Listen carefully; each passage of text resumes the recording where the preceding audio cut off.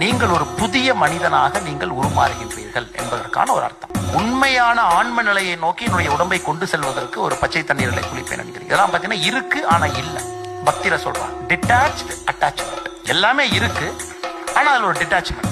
ஐயப்பனை பார்ப்பதற்கு முன்பு முதலாக நீங்கள் ஐயப்பன் கோவிலில் பார்ப்பது தத்மவசி என்கின்ற ஒரு வார்த்தை. தத்மவசி என்றால் நீ யார் என்று நினைக்கின்றாயோ நீதான் அது என்கின்ற ஒரு அர்த்தம். அந்த தத்மவசி அப்படிங்கிற வார்த்தையை பார்த்துட்டு கொடிக்கம்பத்துல சரியாக அது பதிந்திருக்கு. கொடிக்கம்பத்திற்கு பின் அதை பார்த்து விட்டு ஐயப்பனை பார்க்கும் பொழுது ஐயப்பன் என்ன சொல்லுகின்றான்? உன்னை பார்ப்பதற்காக நான் இங்கே காத்திருக்கின்றோனோ தவிர என்னை பார்ப்பதற்காக நீ வரவில்லை.